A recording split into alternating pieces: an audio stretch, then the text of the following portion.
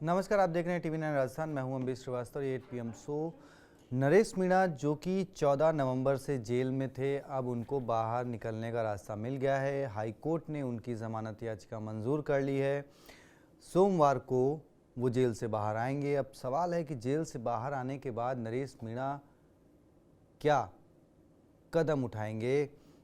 क्या वो कांग्रेस बीजेपी के साथ जाएंगे या फिर वो एक नई राह तलाश करेंगे। बहुत सारे सवाल हैं, तो चर्चा करेंगे अपने सहयोगी भविष्य त्यागी के साथ। लेकिन उससे पहले जमानत मिलने के बाद नरेश मीणा के वकील जो हैं उन्होंने क्या कुछ कहा, एक बार सुन लीजिए, फिर चर्चा करते हैं कि नरेश का सियासी कदम किसके लिए मुश्किल बढ़ाएगा।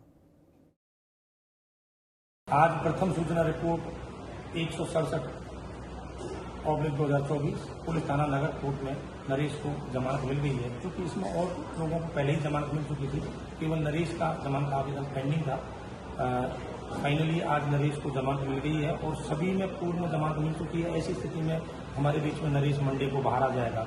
निश्चित रूप से ये न केवल नरेश की विचारधारा और सभी जो हमारी लीगल उसमें सहायता कर रहे थे, उन सभी एडवोकेट्स, साथी, कार्यकर्ता, उनके परिवारजन और हम सभी के धैर्य की, और खास तौर से मैं मीना छात्रावास एवं अध्ययन केंद्र झालाना डूंगरी, जिसका नरेश विद्यार्थी रहा है और मैं भी वहां से विद्यार्थी था, और उसी के चलते हमारी एक बॉन्डिंग, फैमिली बॉन्डिंग रही। और उसके लिए विगत 8 महीने से हमने और हमारी टीम ने जो अथक प्रयास किए, और इन सभी, जिनका मैं बहुत लंबी लिस्ट है, कम से कम हजारों की संख्या में ऐसे अनेक लोग हैं जो नरेश के लिए अपने घर से पैसा, रुपया, साधन, संसाधन लेकर के और उसके रिहाई के लिए और उसके वेल रिसर्च के लिए सारा प्रयास कर रहे हैं। उन सभी को बहुत बहुत धन्यवाद आपके माध्यम से मैं देना चाहूँगा, और ईश्वर से दुआ करता हूँ कि निश्चित रूप से नरेश आगे ऊंचाइयों पर जाए। और मैं माननीय न्यायालय का, और मेरे को शुरू से विश्वास था कि देर आए दुरुस्त आए, इसमें जिन जिन लोगों ने जहां सहयोग किया उनका मैं सबसे बहुत बहुत धन्यवाद देता हूं। खासतौर से नरेंद्र जी धाकड़ एवं अन्य जो साथी लोग थे, सरकार की ओर से भी इसमें जो सहयोग मिला उसके लिए भी बहुत बहुत धन्यवाद। चलिए, न्याय की उम्मीद थी, देर आए दुरुस्त आए, खुद वकील साहब को भी कहना है। भविष्य जी, नरेश मीणा बाहर आएंगे, लेकिन अब उनके बाहर आते ही, जैसे उनका कार्यक्रम है कि वो पहले उस मंदिर में जाएंगे जहां से उन्होंने चप्पल उतारकर अपने चुनावी रण की शुरुआत करी थी, लेकिन उसके बाद वो उसमें सफल नहीं हो पाए, उनको जेल जाना पड़ा।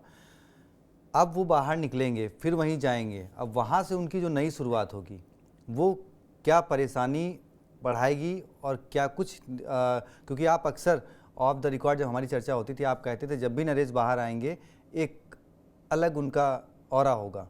कैसे देखते हैं अब? देखिए, बिल्कुल जिस तरीके से अम्बेश उपचुनाव के दौरान वो थप्पड़ कांड हुआ, जाहिर तौर पर देखिए वो गलत हुआ, इसमें कोई दोहराए नहीं है कि वो जो कांड हुआ, जिस तरीके से नरेश मीणा ने एसडीएम अमित चौधरी को थप्पड़ जड़ दिया, इस तरह की अहिंसा एक सभ्य समाज में, एक लोकतांत्रिक व्यवस्था में मंजूर नहीं है। तो देखिए वो एक गुनाह था और उसकी सजा एक तरीके से काट कर आ रहे हैं, या अभी मामला चल रहा है जी। देखिए वो एक अलग मसला है, लेकिन इन सब के बीच, इस पूरे दायरे के बीच जिस कानूनी पेचीदगियों में नरेश मीणा फंसे, उससे इतर उनकी जो राजनीतिक मौजूदगी थी उसको हमें भूलना नहीं चाहिए जी। उन्होंने जिस तरीके से अपनी पूरी पैंठ बनाई राजनीतिक लिहाज से, और उस पैंठ के जरिए 2 चुनाव उन्होंने लड़े, 2 चुनाव, एक छबड़ा और दूसरा देवली उनियारा सीट से जो चुनाव लड़ा, इसके बाद उन्होंने चुनावी क्षमता जो है अपनी वो साबित की थी। आप चाहे उपचुनाव के नतीजे देखिए, दूसरे नंबर पर रहे थे, कांग्रेस से टिकट नहीं मिला, गुहार लगाते रह गए, लेकिन नहीं मिला। आप देखिए जो राजेंद्र गुज्जर थे बीजेपी के कैंडिडेट, वो 1 लाख वोट उनको हासिल हुआ लगभग। इसके अलावा जमानत जब्त हो गई कांग्रेस की, बिल्कुल, कांग्रेस की जमानत 31,000 के आसपास कुछ वोट मिले, लेकिन सीट पे जो कि लगातार 59,000 वोट नरेश मीणा को मिले। और इससे पहले छपड़ा में भी अमूमन इसी तरह का एक, वहां भी दूसरे नंबर पर है कांग्रेस उम्मीदवार की, वहां भी जमानत जब्त हो गई थी। तो देखिए उन्होंने अपनी चुनावी क्षमता साबित की है, भले वो चुनाव नहीं जीत पाए, लेकिन जब वो चुनाव लड़े तो वोट कटवा साबित नहीं हुए जी। वो एक प्रतिद्वंदी के तौर पर मतलब कांग्रेस के बाकी उम्मीदवारों से बेहतर किया। बेहतर तो प्रदर्शन जो मुख्य दो प्रतिद्वंदियों के तौर पर उभरे हैं वो जी, ये आप देखिए, आप ये नहीं कह सकते कि चलिए नरेश मीणा उतर गए थे तो कुछ एक कम कांग्रेस के उम्मीदवार के वोट रह गए हों, ऐसी स्थिति नहीं थी। दरअसल यहां पर भले वो निर्दलीय लड़े, लेकिन मुख्य तौर पर चुनावी जो एक फाइट थी वो बीजेपी और नरेश मीणा, बीजेपी कैंडिडेट और नरेश मीणा के बीच सीधी दिखाई दी। अब भले कांग्रेस नेता, भले बीजेपी नेता या और कोई भी नरेश मीणा को उस परिपाटी में देखने की कोशिश करे या उस परिपाटी से जुड़े उनको लेकर बयान दे। देखिए, अपनी अपनी राजनीति है, कोई भी किसी व्यक्ति को इस तरीके से आसानी से कोई मंच या उस बड़ी लीग में, राजनीतिक बड़ी लीग में आने नहीं देना चाहता। लेकिन किसी न किसी तरीके से नरेश मीणा ने चुनावी तौर पर अपनी वो जमीन तैयार की और उसको सबके सामने रख दिया कि भाई देखिए, मेरे बिना तो काम नहीं चलेगा। ये नरेश मीणा ने साबित कर दिया। अब देखिए, अब 8 महीने बाद उनको जमानत मिल रही है। अब क्या होगा? सबसे पहले तो आप जैसा कह रहे हैं कि वो मंदिर समरावता गांव जाएंगे, सोमवार को जब बाहर निकलेंगे, सबसे पहले तो होगा कि देखिए नरेश मीणा सबका आभार प्रकट करेंगे। एक व्यापक शक्ति प्रदर्शन भी होगा, उनके तमाम समर्थक जुटेंगे, तमाम चीजें होंगी। और उसके बाद देखिए धीरे धीरे अब वो जो उनकी जो कोशिश होगी, क्योंकि मन में नाराजगी भी होगी कि कई ऐसे बड़े नेता जिनके करीबी वो कहे जाते थे, उनके समर्थन में उस तरीके से खड़े नजर नहीं आए। लेकिन मुझे लगता है कि अब नरेश मीणा समझ गए होंगे कि आखिर वो बड़े नेता क्यों खड़े नहीं हुए, मसलन सचिन पायलट। क्योंकि देखिए, इस तरह की हिंसा पर राजनीति में कोई भी आपको सीधा सपोर्ट नहीं करेगा। वो बात अलग है, वो बात अलग है कि प्रहलाद गुंजल जैसे दिग्गज नेता, उन्होंने खुलकर सपोर्ट किया। हाँ, इंदिरा मीणा तो बाकायदा विधानसभा में उनके नाम की टी शर्ट पहन के गई, बिल्कुल, वो भी कांग्रेस की।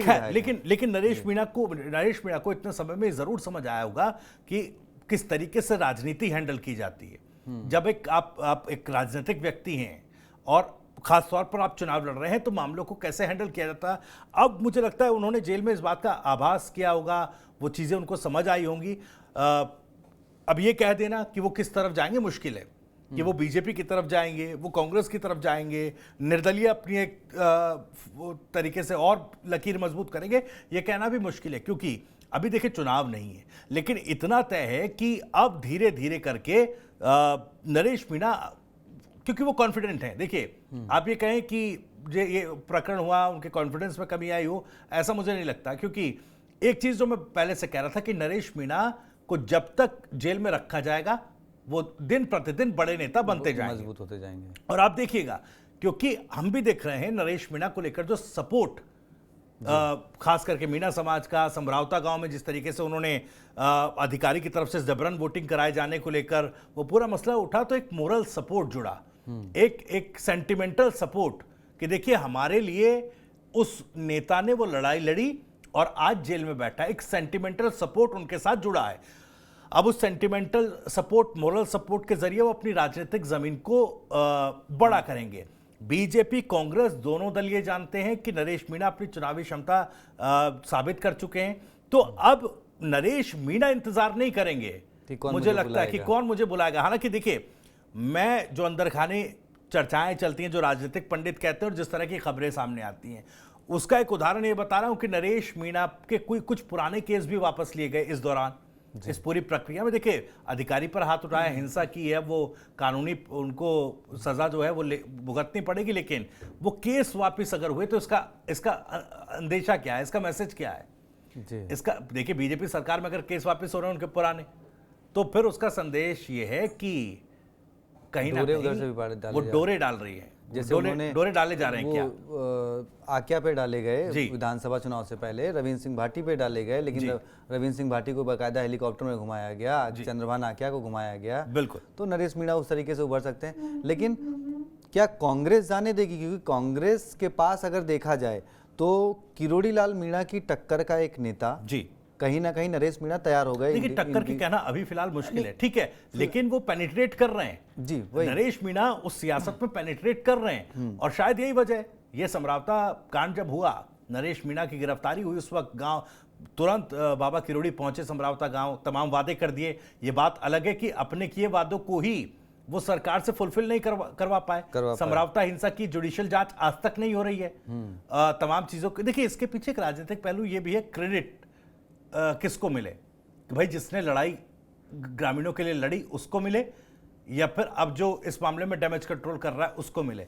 तो कहीं ना कहीं ये भी एक चीज है कि क्या बाबा किरोड़ी जैसा दिग्गज नेता जो मौजूदा समय में सरकार में मंत्री भी है, वो इस पूरे मामले को उन मांगों के साथ क्यों नहीं हल करा पाया जिस वक्त हिंसा के दौरान या उसके ठीक बाद जब वो पहुंचकर उन्होंने वादे किए थे।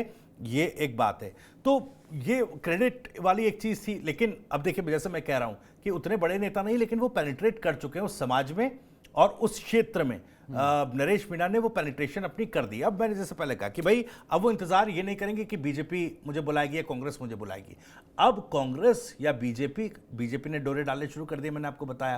कांग्रेस की तरफ से भी अब ये होगा कि जब चुनावी समय होगा तब इनको अप्रोच किया जा सकता है, और जाहिर तौर पर ये अपनी जमीन को और सियासी लकीर को और बड़ा करेंगे।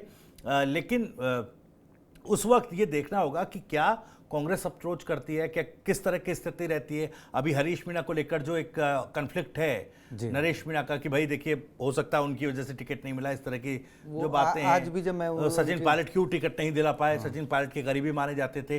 तो मुझे लगता है कि अब वो धीरे धीरे चीजें, जब 2028 का चुनाव आएगा उस वक्त तक थोड़ा सा और क्लैरिटी इस पर मिलेगी। लेकिन जरूरत अब नरेश मीणा को उस लिहाज से नहीं है, अगर अब इस समय में, क्योंकि सेंटिमेंटल जुड़ाव है लोगों का, सिंपैथी फैक्टर है, तो उससे वो अपनी लकीर को और ज्यादा बड़ा कर पाएंगे। और देखिए अभी तो पंचायत चुनाव आ रहे हैं, निकाय चुनाव आ रहे हैं जो होने नहीं, तो इसीलिए कि अगर कांग्रेस बीजेपी नहीं तो देखिए एक ऑप्शन तीसरे दल के तौर पर, मतलब तीसरा दल वो बनाते हैं या शामिल होते हैं। क्योंकि देखिए आपको याद होगा जब उपचुनाव था तो उससे पहले 5 पांडव की एक तस्वीर नरेश मीणा के पोस्टर वहाँ पे लगने शुरू हो गए थे, जिसमें हनुमान बेनीवाल, राजकुमार राउत, रविंद्र सिंह भाटी, नरेश मीणा और आपके उत्तर प्रदेश के चंद्रशेखर रावण, ये 5 लोगों की एक 5 पांडव कहे गए। तो अभी क्या है कि 28 चुनाव, क्योंकि अभी लंबा वक्त है। हनुमान बेनीवाल देखिए अपनी ज़मीन कहीं ना कहीं वो भी एसआई भर्ती के जरिए पकड़ मजबूत कर रहे हैं युवाओं में, लोगों में। क्योंकि कल भी उन्होंने जिस तरीके से कहा कि भाई ये किसानों का मुद्दा है, किसान के बेटे ही परीक्षाओं में भाग लेते हैं, किसान और मजदूरों के। तो अब ये 5 पांडव अगर एक हिसाब से कहा जाए तो क्या 28 के लिए ये कांग्रेस बीजेपी दोनों के लिए चुनौती? देखिए, मैं इस पर अभी थोड़ा बात करना जल्दबाजी होगी अम्बेश। मैं थोड़ा सा इसको अलग पर्सपेक्टिव से इस पर बात करना चाहता हूँ। आप हनुमान बेनीवाल देखिए, विधायक भी रह चुके हैं, सांसद भी रह चुके हैं सांसद भी हैं। उसके अलावा रविंद्र सिंह भाटी वो खुद अब विधायक बन चुके हैं। इसके अलावा राजकुमार राउत सांसद हैं, उनके 4 विधायक हैं। बिल्कुल। और चौथा नाम जो आप ले रहे हैं चंद्रशेखर रावण, वो भी सांसद इस देश में कोर पॉलिटिक्स का हिस्सा है। लेकिन नरेश मीणा भी वहां पहुंचे नहीं है। उनकी जो लड़ाई है, कम से कम प्रदेश में कोर पॉलिटिक्स में वो पहुंचे, और उसके लिए उनका जो सबसे पहला कदम है वो आप देखिए कि विधायक बनना। ये एक बहुत बड़ा चैलेंज है, और यही लड़ाई है कि भाई आपको टिकट नहीं मिल रहा है, ना उस पार्टी से ना उस पार्टी से, आप दावेदारी ठोक रहे हैं, आप निर्दलीय ताल ठोक रहे हैं, आप वोट भी लेकर आ रहे हैं। लेकिन उतनी मेहनत के बावजूद जब आप निर्दलीय होकर भी मुख्य राइवल के तौर पर उभर के आ जाएं, उसके बावजूद आप उस कोर पॉलिटिक्स में नहीं घुस पा रहे हैं, अभी उस एक तरीके से उस बैरियर को नहीं तोड़ पा रहे हैं। तो ये थोड़ी सी छटपटाहट और एक कसक उनके मन में जरूर होगी।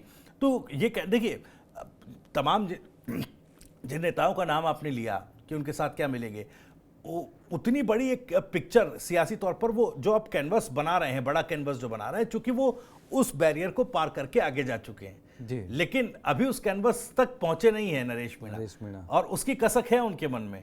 और अगर उनके साथ जुड़ भी जाते हैं तो बहुत कुछ इन 4 नेताओं को और उनकी पार्टियों के साथ शेयरिंग का कोई बहुत ज्यादा, पॉलिटिकल शेयरिंग का कोई बहुत ज्यादा, अपनी एक पहचान जो बिल्कुल वो दब जाएगी, बिल्कुल मौका देंगे नहीं। क्योंकि राजनीति का असूल यही है कि भाई आप देखिए, कोई भी राजनीतिक दल अगर चुनाव भी गठबंधन में लड़ता है तो भाई आप अपनी पार्टी का पॉलिटिकल साइज देखिए क्या है, उस लिहाज से सीट शेयरिंग होती है, कहाँ आप जीत सकते। तो ये तो अभी पॉलिटिकल शेयरिंग के लिए बहुत कुछ नरेश मीणा के हाथ में है नहीं। हालांकि इसमें 2 पहलू और ये हो सकते हैं कि अभी जो चुनाव आ रहे हैं, निकायों के चुनाव आ रहे हैं, इसमें क्या ग्राउंड पर किसी दल को सपोर्ट करते हुए नरेश मीणा क्या आगे बढ़ा सकते हैं ग्राउंड पर मेहनत करके? ये एक देखने वाली बात होगी। उसके बाद रास्ते खुलेंगे, अम्बेश में कह रहा हूं, उसके बाद थोड़े रास्ते खुल सकते हैं कि ग्राउंड पर अब इन चुनावों में किस तरीके से परफॉर्म करते हैं। मैं कह रहा हूं उनके अंदर कसक है, और वो कसक तभी पूरी होगी पॉलिटिकल लिहाज से जब वो कम से कम विधायक की कुर्सी तक पहुंचे। जी, तो यानी 28 तक पहुंचने के लिए अभी उनको थोड़ी सी मेहनत ज़्यादा 8 करनी महीने वो होगी। जेल में रहे, लेकिन अभी थोड़ी सी मेहनत और करनी पड़ेगी। एक चीज़ समझना चाहेंगे, सचिन पायलट युवाओं की बात करते हैं, सचिन पायलट को ये अपना आदर्श बोलते हैं, जी। किरोड़ीलाल मीणा को आदर्श बोलते हैं। किरोड़ीलाल मीणा तो खैर बीजेपी में क्या कभी उन्होंने टिकट मांगा होगा या नहीं मांगा होगा पता नहीं, लेकिन हाँ सचिन पायलट के साथ वो रहे। पहले उन्होंने 12 से टिकट मांगा, टिकट नहीं दिया, वो निर्दलीय खड़े हुए। उसके बाद सचिन पायलट उनको फ़ोन करते हैं, बाकायदा ये उन्होंने खुद कहा कि सचिन पायलट जी ने कहा, और उन्होंने नामांकन अपना